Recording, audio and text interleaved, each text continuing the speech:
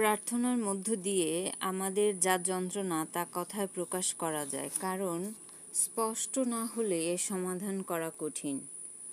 প্রার্থনা এমনই করতে হবে যাতে আমাদের সমস্যা যেন কাগজে লেখার মতোই হয়। ভগবানের কাছেও সাহায্য চাইলে তা কথায় প্রকাশ করা প্রয়োজন।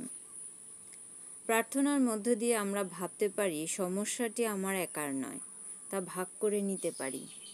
আমাদের মধ্যে অনেকেই এমন দৃঢ়চিত্ত নই যে নিজেদের সমস্যার ভার একাকী বহন করতে পারব। আবার কখনো এমন সমস্যা ঘটে যা নিজেদের একান্ত আপনজন বা আত্মীয়দেরও বলা যায় না। এক্ষেত্রে উত্তর হলো প্রার্থনা। যে কোনো মনস্তাত্ত্বিকই বলবেন, সমস্যায় কণ্টকিত হয়ে আমরা শক্ত হয়ে পড়লে সে কথা কাউকে বললে ফল ভালোই হয়। যখন তা কাউকে বলতে পারি না, তখনই বলা যায় ভগবানকে। প্রার্থনা কাজ করতেও সাহায্য করে। কাজে নামার এটাই প্রথম ভাগ।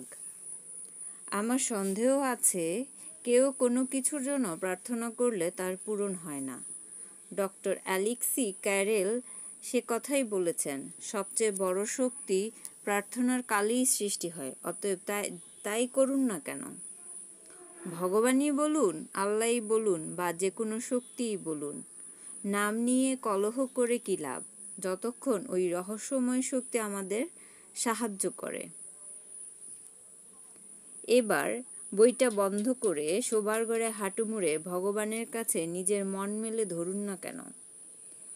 যদি সব বিশ্বাস হারিয়ে থাকেন, তাহলে সর্বশক্তিমান ঈশ্বরের কাছে সেটা ফিরে পেতে চান না কেন।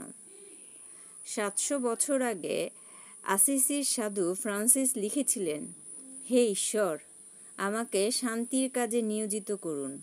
যেখানে ঘৃণা আছে সেখানে আমায় ভালোবাসার বীজ বপন করতে দিন।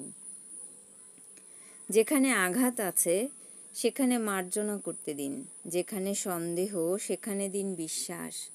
যেখানে হতাশা সেখানে আসুক আশা। যেখানে অন্ধকার সেখানে আসুক আলোক। হে পবিত্র প্রভু, আমি সান্ত্বনা চাই না, সান্ত্বনা দিতে চাই না, ভালোবাসা চাই না, ভালোবাসতে চাই। ক্ষমা করলেই যেহেতু ক্ষমা পাওয়া যায়, তাই মৃত্যুর মধ্যেই ফিরে পাই অনন্ত জীবন।